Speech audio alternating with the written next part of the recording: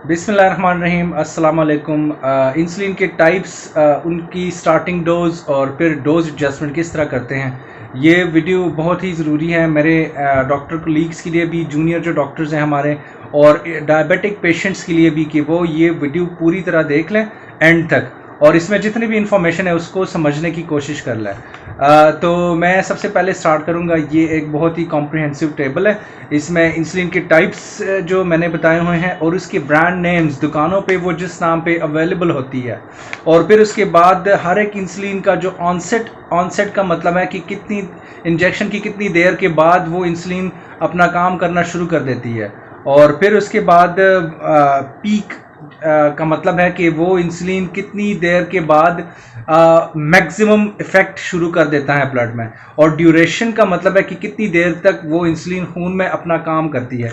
ये सारी इन्फॉर्मेशन बहुत ही ज़रूरी है, तो आप ये वीडियो पॉज करके फिर ये सारी इन्फॉर्मेशन जान लें, समझने की कोशिश कर लें। जो भी पेशेंट जो भी इंसुलिन लगा रहा है, स्पेशली उसी इंसुलिन के बारे में ये सारी इन्फॉर्मेशन पढ़ लें। फिर उसके बाद आ जाता है कॉस्ट इन पाकिस्तानी रुपीज़। ये आज की डेट की जो मार्केट में प्राइसेस हैं मैंने वो दी हुई हैं, जस्ट आपके लिए कि आपको आइडिया हो कि इंसुलिन की कितनी प्राइसेस हैं मार्केट में।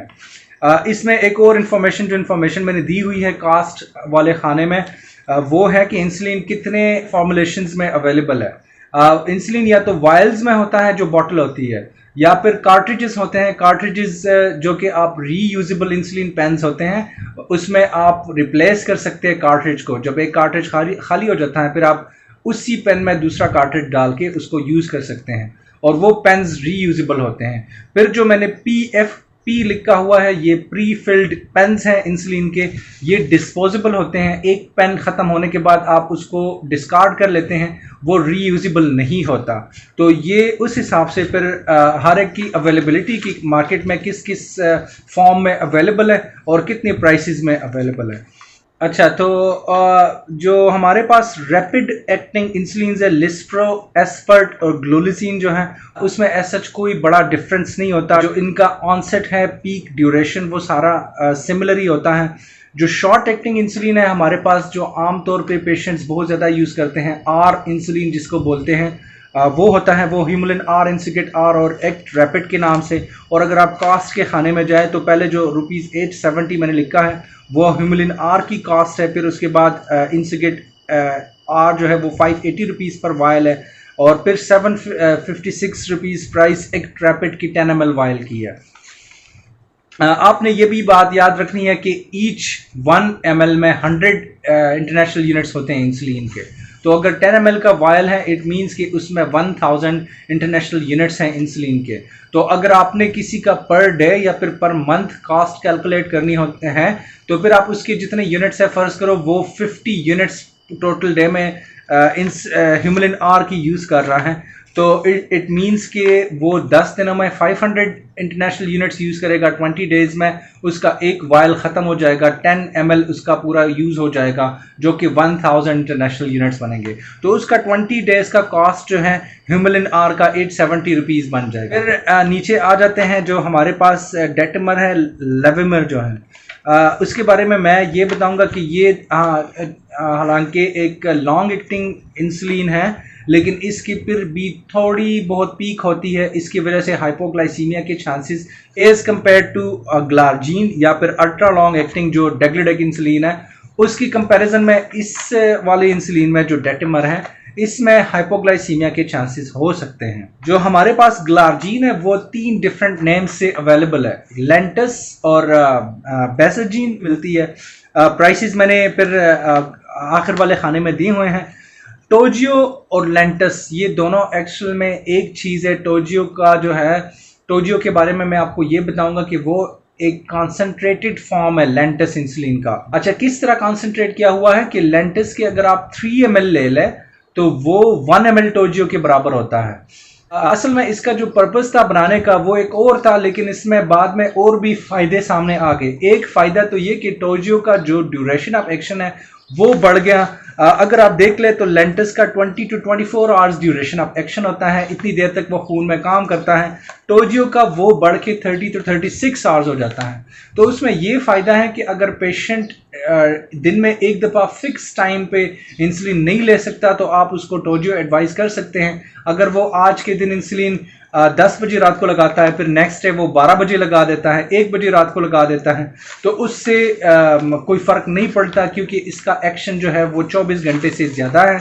तो पेशेंट को लंबे टाइम के लिए कवर मिलती है इंसुलिन की ब्लड में। जो टोजियो है वो अवेलेबल है प्रीफिल्ड पेन्स में, जो कि 1.5 ml के होते हैं, लेकिन जैसे कि मैंने बताया ये कॉन्सेंट्रेटेड फॉर्म होता है, तो इसके ईच 1.5 ml में 450 यूनिट्स होते हैं। जो इसके पेन्स होते हैं उस पर डिमार्केशन उन्होंने 1 2 3 की ही दी होती है, लेकिन टोटल उसमें जो उन्होंने 1.5 ml की एडजस्टमेंट की होती है पेन्स में, वो 450 यूनिट्स की हुई होती है। जो हमारे पास एक नई इंसुलिन है, नई तो खैर नहीं कह सकते, कुछ साल इसके हो गए हैं मार्केट में आए हुए हैं, डेग्लुटेक इंसुलिन, ये थोड़ा सा और भी एक्सपेंसिव है as compare to long acting insulin, लेकिन इसमें भी ये फ़ायदा है कि इसमें कोई पीक नहीं है और इसका जो एक्शन है वो टोजियो से भी ज़्यादा है। ये 42 आवर्स तक मिनिमम काम करता है। हमारे पास ये मार्केट में ट्रेसिबा के नाम से अवेलेबल है।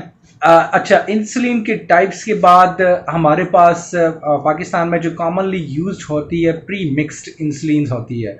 प्री मिक्स्ड में भी different types of insulin mixed की होते हैं पहले से, और उसकी ना एक अलग मैंने टेबल बनाई हुई है। तो सबसे पहले ह्यूमलिन 70-30, मिक्सटार्ड और इंसुगेट, इन तीनों में हमारे पास जो हमारी कन्वेंशनल इंसुलिन आर और इंसुलिन एन है, 30% आर इंसुलिन होती है, 70% जो इंटरमीडिएट एक्टिंग है वो एन इंसुलिन होती है। अच्छा, इसके अलावा जो हमारे पास ये रैपिड एक्टिंग और लॉन्ग एक्टिंग इंसुलिन की कॉम्बिनेशन भी होती है। एक हमारे पास नोवोमिक्स 30, जिसमें 30% एस्पर्ट और 70% एस्पर्ट प्रोटामीन। प्रोटामीन जो है ये एक प्रोटीन है जो कि एस्पर्ट की एब्जॉर्प्शन को स्लो कर देती है। ये डिफरेंट टाइप की इंसुलिन के साथ प्रोटीन लगा देते हैं ताकि उसकी एब्जॉर्प्शन स्लो हो, तो उसका ड्यूरेशन ऑफ एक्शन जो है वो प्रोलॉन्ग हो जाता है, वो ज़्यादा देर तक खून में रहता है। तो 70% इसमें एस्पर्ट प्रोटामीन है जो कि इंटरमीडिएट या लॉन्ग एक्टिंग के तौर पे यूज़ होती है, और 30% इसमें एस्पर्ट है। ये प्रीफिल्ड पेन्स में अवेलेबल है। ह्यूमलॉग मिक्स जो है वो 2 कॉम्बिनेशन में अवेलेबल है। जो ह्यूमलॉग मिक्स 25 है उसमें 25% रैपिड एक्टिंग लिस्प्रो है और 75% लिस्प्रो प्रोटामीन है। उसी तरह लिस्प्रो के साथ प्रोटामीन प्रोटीन ऐड करके उसकी एब्जॉर्प्शन को स्लो करते हैं, तो ये एज एन इंटरमीडिएट एक्टिंग या फिर लॉन्ग एक्टिंग इंसुलिन काम करती है। और इसी तरह ह्यूमलॉग मिक्स 50 जो है वो 50% रैपिड एक्टिंग लिस्प्रो और 50% लिस्प्रो प्रोटामीन इंसुलिन इसमें होती है। एक और कॉम्बिनेशन जो कि रेजिडिक के नाम से आती है, उसमें 30% एस्पर्ट जो कि रैपिड एक्टिंग इंसुलिन है और 70% डेग्लुटेक इंसुलिन जो कि अल्ट्रा लॉन्ग एक्टिंग इंसुलिन है। उसकी प्राइस बहुत ज़्यादा है, लेकिन फिर वही फ़ायदा रेजिडिक में आ जाता है कि 42 आवर्स से ज़्यादा देर तक खून में काम कर सकती है।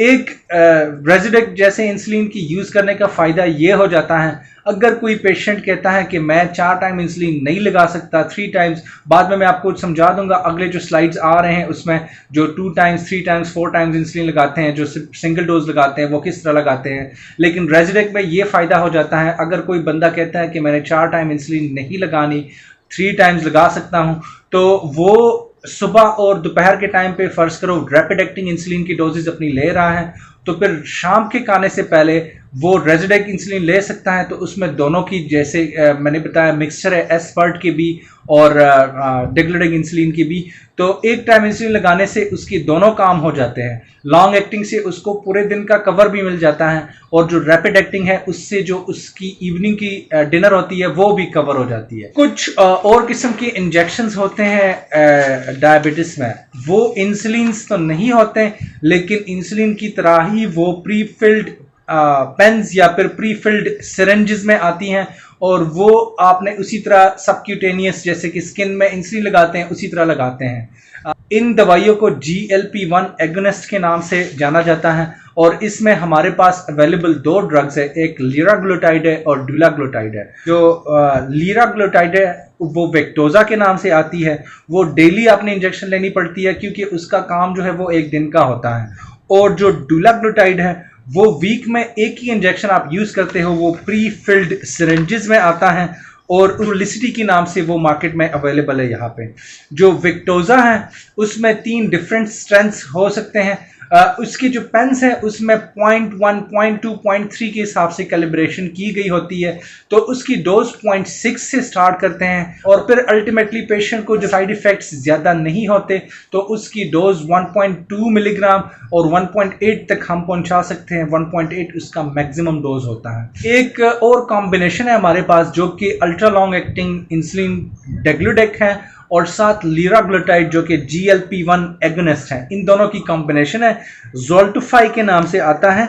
बहुत ही एक्सपेंसिव है लेकिन ये एक बहुत ही अच्छी कॉम्बिनेशन है क्योंकि जिन पेशेंट्स में किसी और चीज़ से शुगर कंट्रोल नहीं होती तो फिर ये एक ड्रग रह जाती है। लीराग्लुटाइड का एक और भी फ़ायदा है, ओबीस पेशेंट में आप यूज़ कर सकते हैं, इससे वेट लॉस होती है। आमतौर पे जो हमारे पास जितने भी इंसुलिन्स हैं, इंसुलिन्स वेट गेन कॉज करती है और ये जो GLP-1 एगोनिस्ट है इससे वेट लॉस होती है। इवन कि यूनाइटेड स्टेट्स में ये मेडिसिन प्योरली वेट लॉस के लिए भी यूज़ हो रही होती है। तो अगर आपको कोई अफोर्डेबिलिटी का मसला नहीं होता तो ये वाली इंसुलिन आपके लिए बेस्ट है। अभी कुछ हिदायत पेशेंट्स के लिए और मेरे डॉक्टर कोलीग्स के लिए इंसुलिन के बारे में। डायबिटिक पेशेंट्स को स्टार्टिंग से ही इंसुलिन के बारे में बता दिया करें कि इंसुलिन क्या चीज़ है और इस बीमारी में बाद में इंसुलिन लगवाने की ज़रूरत पड़ सकती है। हमारे काफ़ी सारे लोग इंसुलिन से डरते हैं, उनका ये मानना होता है कि इंसुलिन एक आखिरी हरबा है शुगर के इलाज का और उसके बाद कोई भी ऑप्शन बाकी नहीं रहती। आपने उनकी ये वाली आइडियोलॉजी चेंज करनी है।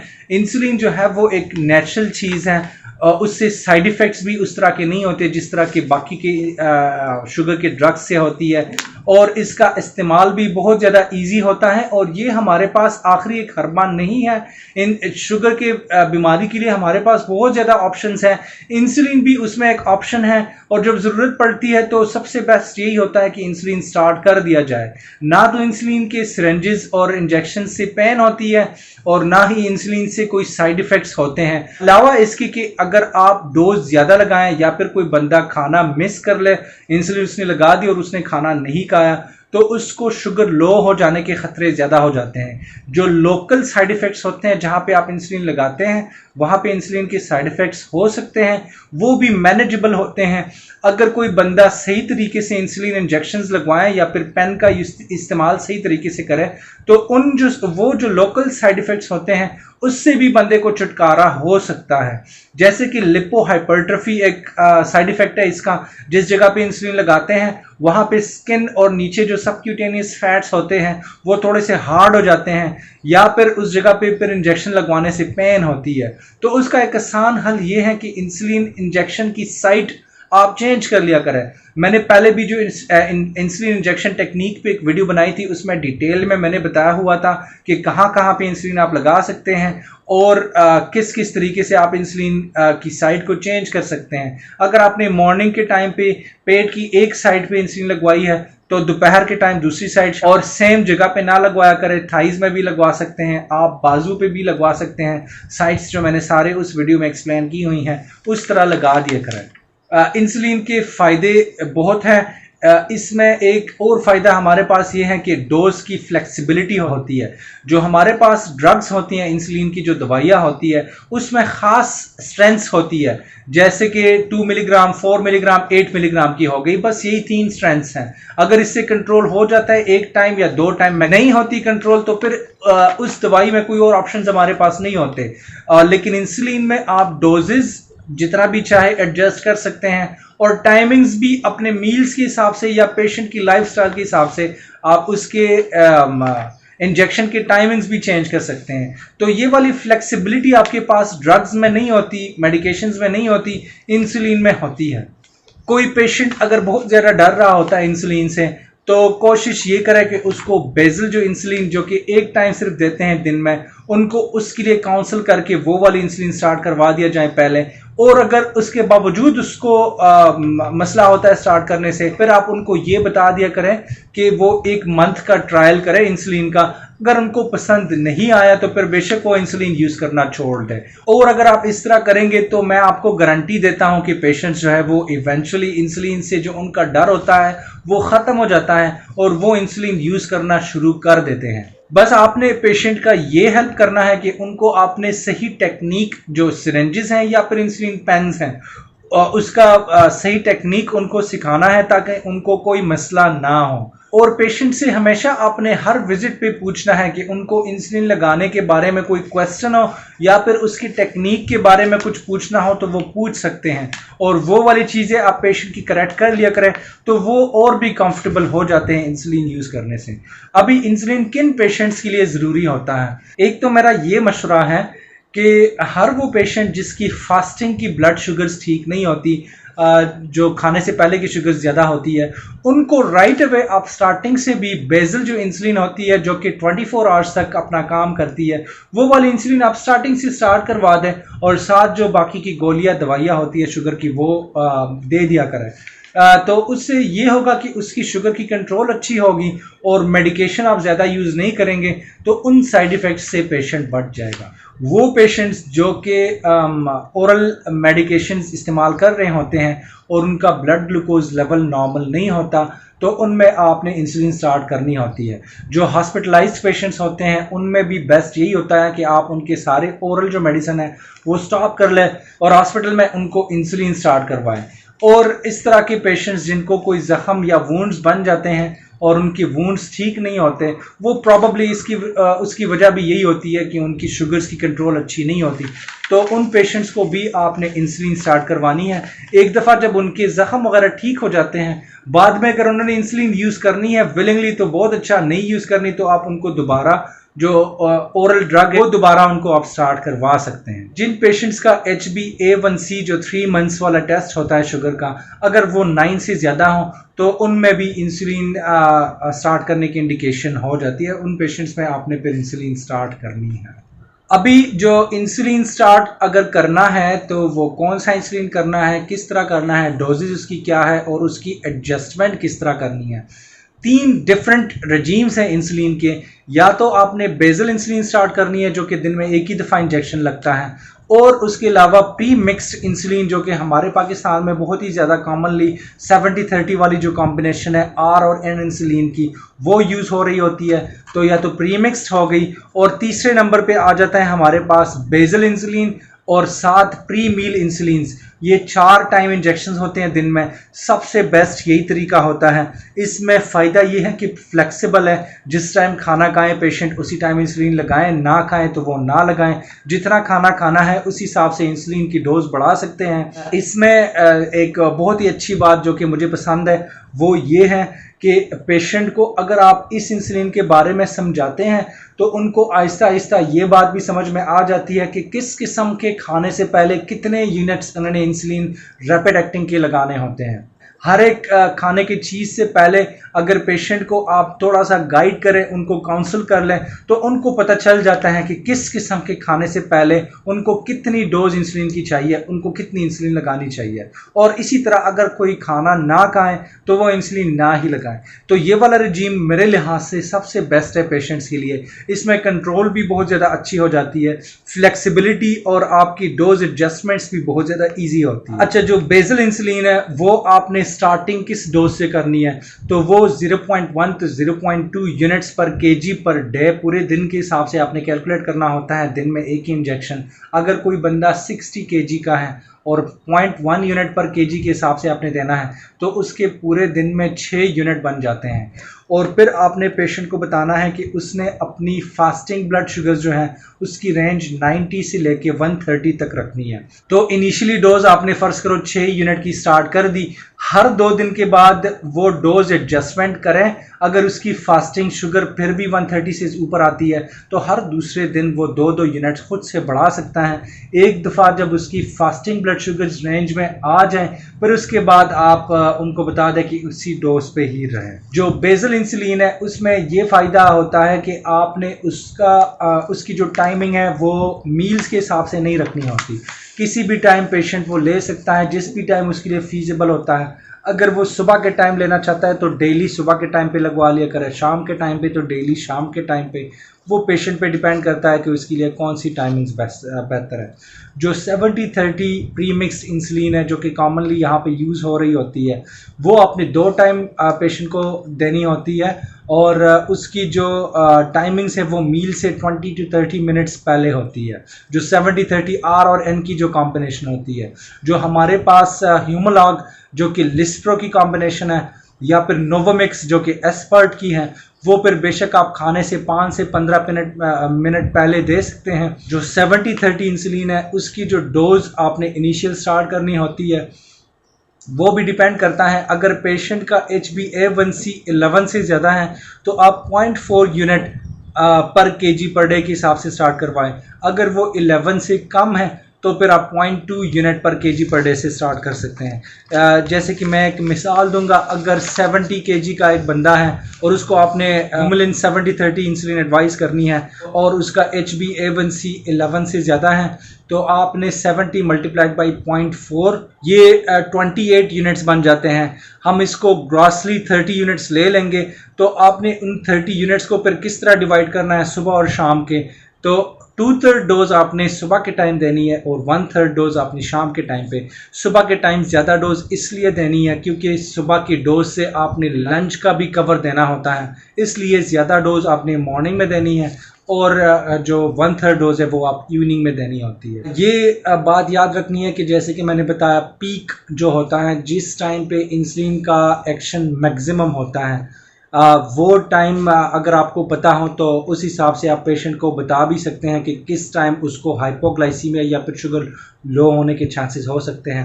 जो हमारे पास कन्वेंशनल 70-30 वाली कॉम्बिनेशन आर और एन की है उसमें यह ख़तरा होता है कि एन इंसुलिन का भी एक पीक होता है और वो पीक जैसे कि मैंने आपको पहले स्लाइड में बताया हुआ था 4 to 10 आवर्स के दौरान होती है। तो अगर पेशेंट को उस दौरान हाइपोग्लाइसीमिया हो जाता है, शुगर लो हो जाती है, तो अच्छा ये होता है कि वो अपने प्रॉपर जो मेन मील्स है उसके उतने घंटे के बाद कोई और चीज़ खाएं ताकि उसको वो वाला हाइपोग्लाइसीमिया ना हो। या अगर पेशेंट को अफोर्डेबिलिटी या यूज़ का मसला ना हो तो फिर आप उनको इंसुलिन अलग अलग करके आर और एन के अलग अलग डोजेस दे सकते हैं और या फिर जो हमारे पास रैपिड एक्टिंग और जो लॉन्ग एक्टिंग है उनकी अलग अलग डोजेस स्टार्ट करवा सकते हैं, वो फिर उसके लिए बेहतर होगा। जो तीसरी रिजीम है हमारे पास जो कि मैंने आपको बताया सबसे बेहतर है, उसमें आपने कैलकुलेशन किस तरह करनी है कि 0.3 से लेके 0.5 kg per unit per day के हिसाब से आपने देने हैं वो इंसुलिन। तो फ़र्ज़ करो अगर कोई पेशेंट 80 kg का है, ये मैंने मिसाल दिया हुआ है, तो 0.5 यूनिट्स के हिसाब से उसका टोटल डोज बनेगा 40 यूनिट्स।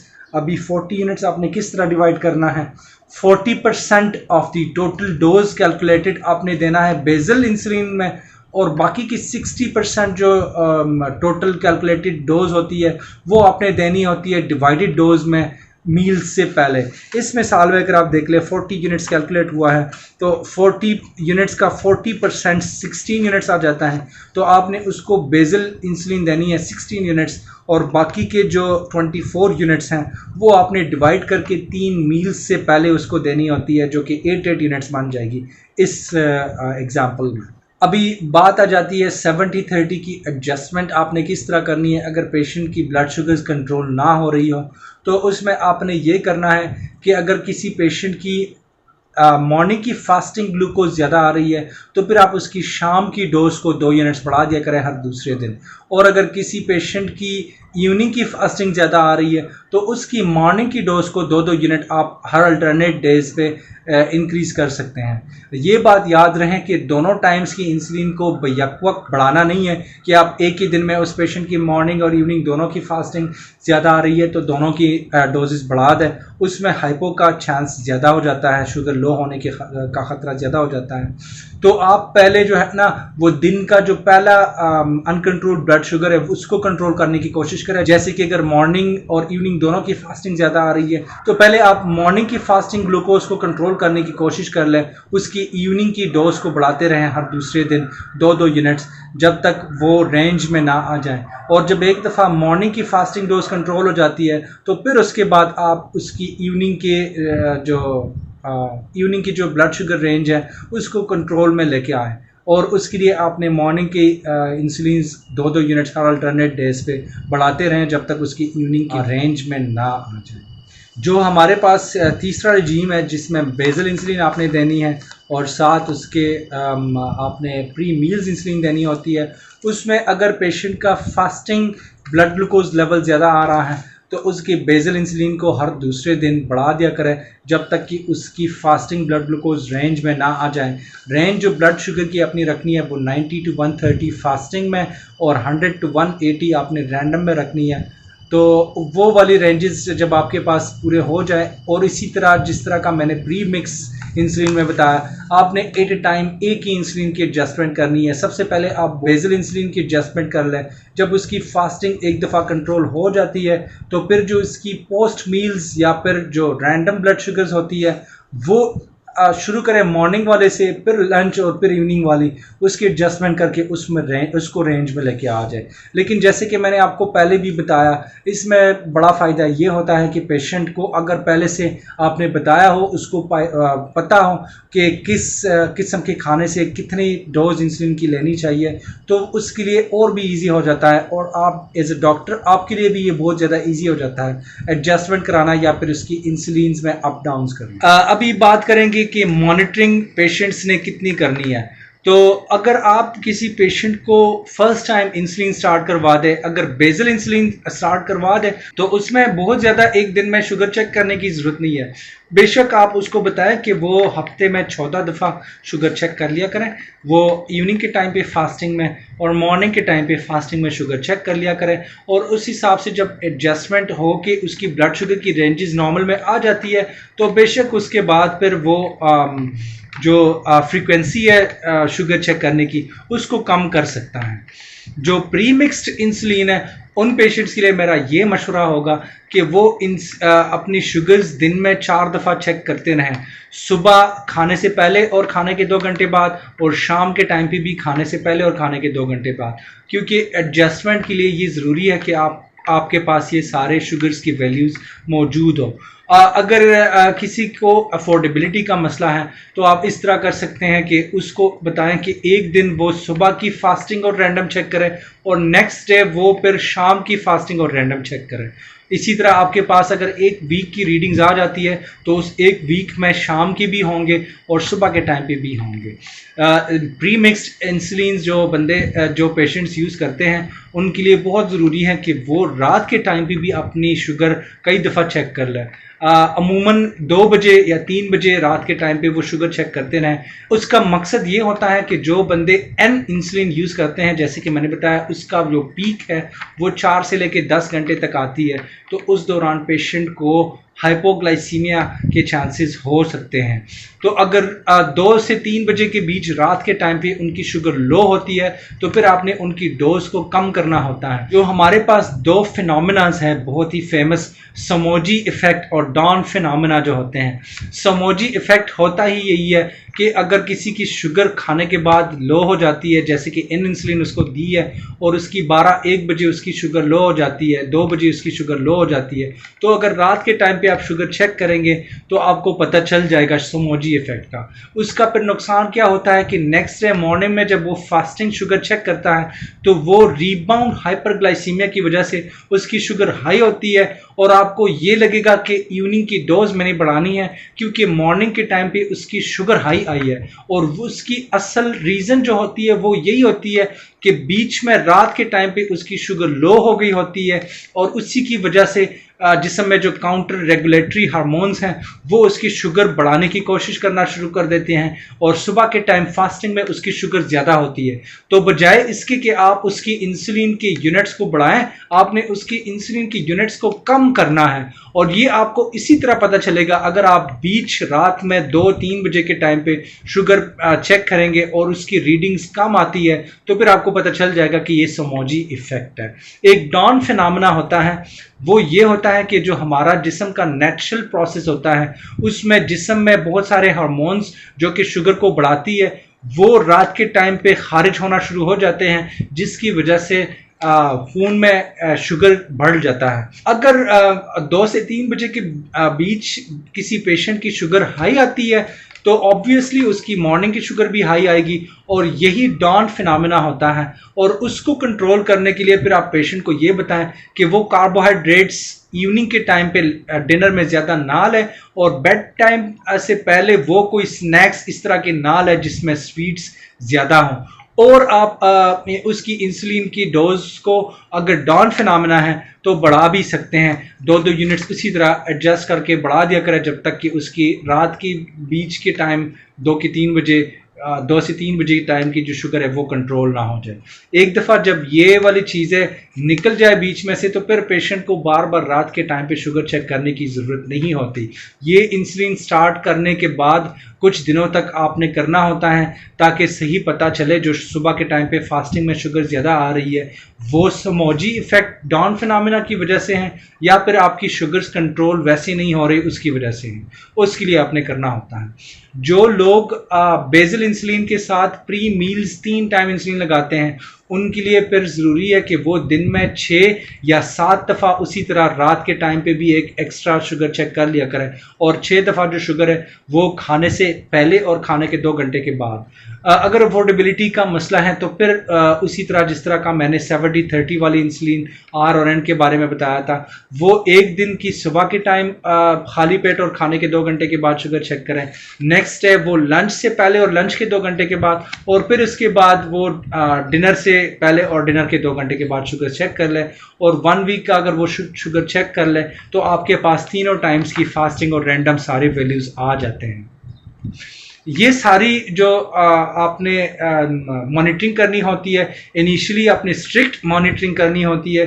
एक दफ़ा जब आपको पता चल जाता है कि आपकी शुगर कंट्रोल हो गई है तो फिर उसके बाद आपको बार बार इतनी ज़्यादा शुगर चेक करने की ज़रूरत नहीं होती और आप शुगर चेक करना कम कर सकते हैं। वीडियो ख़त्म करने से पहले कुछ टिप्स मैं आपको और दूंगा कि आपने पहले हाइपोग्लाइसीमिया को करेक्ट करना है। हाइपरग्लाइसीमिया इतना खतरनाक नहीं होता जितना कि हाइपोग्लाइसीमिया होता है। अगर पेशेंट को प्रोलॉन्ग टाइम के लिए हाइपोग्लाइसीमिया हो तो उसके जिस्म के डिफरेंट ऑर्गन्स अफेक्ट हो सकते हैं, और उसमें मोस्ट इंपॉर्टेंट हाइपोग्लाइसीमिया की वजह से ब्रेन इंजरी हो सकती है जो कि इरिवर्सिबल भी हो सकती है। कोई पेशेंट नया इंसुलिन शुरू कर देते हैं और उनको हाइपोग्लाइसीमिया हो जाती है इंसुलिन की वजह से, और उसका कोई इस तरह का फैक्टर ना हो जैसे कि कोई पेशेंट अगर खाना ना खाएं, इंसुलिन लगाने के बाद खाना ना खाएं, उसकी शुगर लो हो जाए, वो तो अपनी जगह बजा है। लेकिन अगर कोई पेशेंट खाना भी रेगुलर खा रहा है, इंसुलिन भी जो प्रिस्क्राइब्ड डोज है उसी डोज में ले रहा है, और उसके बावजूद हाइपोग्लाइसीमिया हो जाए तो राइट अवे उसने अपनी इंसुलिन की 1/3 डोज कम करनी है। अगर फास्टिंग में शुगर कम हो जाती है तो उसने बेसल इंसुलिन की 1/3 डोज कम करनी है। फ़र्ज़ करो वो 10 यूनिट ले रहा है बेसल इंसुलिन की, तो उसमें से 30% कम करना है, तो 7 यूनिट्स लगाने हैं उसने फिर, और उसके बाद फिर जो एडजस्टमेंट है वो और भी स्लो करनी है। 1-1 यूनिट आपने बढ़ाना है और उस हिसाब से फिर एडजस्टमेंट करनी है। अगर किसी पेशेंट की पोस्ट मील खाने के बाद की शुगर लो हो जाती है तो आपने जो प्री मील इंसुलिन है उसमें राइट अवे 30% रिडक्शन करनी है। अगर कोई पेशेंट 20 यूनिट्स इंसुलिन ले रहा है खाने से पहले तो आपने उसकी 1/3 डोज कम करके उसको 40 मिनट्स पे लेके आना है। ये वाली बात प्री मिक्स इंसुलिन के लिए भी है, बेसल बोलेसिस के लिए भी है, और जो प्री मील्स इंसुलिन होती है उनके लिए भी है। हाइपो जब भी आ जाए आपने 1/3 इंसुलिन की डोज कम करनी है, और रीएडजस्टमेंट के लिए आपने स्लो जाना है। फिर 2-2 यूनिट्स के बजाय आपने 1-1 यूनिट बढ़ानी है और फिर शुगर चेक करके उसी तरह एडजस्टमेंट करनी है। कुछ पेशेंट्स जो है वो उनको रात के टाइम पे हाइपोग्लाइसीमिया हो जाता है, वो सोए रहते हैं, उनको पता नहीं होता, सुबह के टाइम उनकी शुगर ज़्यादा होती है, वो अपने एडजस्टमेंट के लिए डोज बढ़ा लेते हैं। जैसे कि मैंने बताया, रात के टाइम 2 से 3 बजे अगर वो अपनी शुगर्स चेक करेंगे तो जो हाइपोग्लाइसीमिया रात के बीच में होता है उसका पता चल जाएगा। अगर वो ना हो तो सिम्टम्स से भी पता चल जाता है। कोई पेशेंट उठने के बाद से अगर वो बहुत ज़्यादा रेस्टलेस हो, उसको नींद के टाइम पे नाइटमेयर्स आ रहे हों या बहुत ज़्यादा स्वेटिंग हुई होती है और सारे कपड़े बेड उसका गीला हो गया हो, तो मोस्ट प्रोबेबली उसको कोई हाइपोग्लाइसीमिया का एपिसोड हुआ है और उस हिसाब से फिर उसकी इंसुलिन की डोज की एडजस्टमेंट बहुत ज़रूरी हो जाती है। और ये ख़तरनाक इसलिए होता है कि उस पेशेंट को पता ही नहीं होता, वो नींद से उठता ही नहीं है, पूरी रात उसकी हाइपोग्लाइसीमिया रहता है और उसको पता ही नहीं चलता। तो वो प्रोलॉन्ग टाइम के लिए हाइपोग्लाइसीमिया, जैसे मैंने बताया, ज़्यादा डेंजरस होता है। तो उन पेशेंट्स को आपने अर्ली आइडेंटिफाई करना है और उन पेशेंट्स की एडजस्टमेंट करनी है। आम तौर पे आप इंसुलिन के साथ बाकी के ड्रग्स भी दे सकते हैं। कोशिश करें जो प्री मील इंसुलिन्स या फिर जो प्री मिक्स्ड इंसुलिन्स होती है, rapid acting insulin, short acting और जो इंटरमीडिएट एक्टिंग है, उनके साथ आप सिक्रेटागॉग्स ना दें, उससे शुगर लो होने का ख़तरा और भी बढ़ जाता है। उन दवाइयों में जो इम्पॉर्टेंट है, जो कि फेमस हैं, उसमें जैसे कि एमरिल, गेट्रिल और पायोग्लिटाजोन वगैरह जो ड्रग्स हैं, वो इंसुलिन की सिक्रीशंस को बढ़ाती है। तो वो वाले ड्रग्स आप insulin rapid acting, short acting, intermediate actings के साथ ना दें, बेहतर होगा। बाकी के ड्रग्स जैसे कि सीटाग्लिप्टिन, विल्टाग्लिप्टिन है या फिर मेटफॉर्मिन है, ये वाले ड्रग्स आप बेशक दे सकते हैं। हॉस्पिटल्स में मैं यूजुअली देखता हूँ पेशेंट्स को स्लाइडिंग स्केल्स पे डाला जाता है, तो बराए मेहरबानी sliding scale is not a good thing. आप पेशेंट की वेट के हिसाब से, उसकी ब्लड शुगर्स के हिसाब से, HbA1c अगर उसका हुआ है उसके हिसाब से, उसकी इंसुलिन डोज कैलकुलेट करके उसको आर और एन इंसुलिन, बेशक जो कि हॉस्पिटल में हमारे पास फ्रीली अवेलेबल होते हैं, वो वाली इंसुलिन स्टार्ट करवा दिया करें, बजाय इसके कि आप उसको स्लाइडिंग स्केल पे स्टार्ट करवा दें। सबसे आखिर में ये पॉइंट बताऊंगा कि डायबिटिक पेशेंट्स में 100% ग्लूकोज कंट्रोल इम्पॉसिबल होता है ऑलमोस्ट। तो आपने ये माइंड में रखना है कि अगर पेशेंट 10 दफ़ा शुगर चेक कर लेता है और उसमें से 5 रीडिंग्स उसके नॉर्मल रेंजेस में आ रहे हैं, ख्वाह वो फास्टिंग के रीडिंग्स हो या फिर रैंडम के, लेकिन अगर 50% of the readings normal values आ रहे हैं, नॉर्मल रेंजेस में आ रहे हैं, तो इट मीन्स कि उसका ब्लड शुगर बहुत अच्छी तरह कंट्रोल है। आप 100% blood sugar control diabetic patients में बिल्कुल भी नहीं कर सकते। इवन दो जो आजकल के बहुत ही नए आले इंसुलिन पंप्स वगैरह आए हैं, जो कि ऑटोमेटिकली आपके ब्लड शुगर की के लेवल्स के मुताबिक इंसुलिन को सिक्रीट करती है, उससे भी 100% ब्लड शुगर कंट्रोल करना मुश्किल होता है। तो पेशेंट्स को बता दिया करें, उनको काउंसल कर दिया करें, क्योंकि टेंशन उनको हो जाती है और वही स्ट्रेस टेंशन जो है उसकी वजह से शुगर फिर बढ़ जाती है। तो उनको दिलासा दे दिया करें कि 50% ऑफ द टाइम अगर उनकी blood sugar readings normal ranges के अंदर आ जाती है तो इट मीन्स कि उनका ब्लड शुगर कंट्रोल बहुत अच्छा है। उम्मीद करता हूं कि आपको इस वीडियो से बहुत हेल्प मिली होगी। आपसे ये रिक्वेस्ट है कि आप मेरे वीडियो को लाइक करें। अगर आपने इसके अलावा भी इंसुलिन की डोजेज एडजस्टमेंट या इस इंसुलिन के बारे में कोई भी क्वेश्चन पूछना है तो नीचे कमेंट्स में बेशक मुझसे क्वेश्चन करें। कोशिश अपनी पूरी करूँगा कि आपके क्वेश्चंस का मैं रिप्लाई कर लूँ और मेरे वीडियो को लाइक भी कर लें। अल्लाह हाफिज़।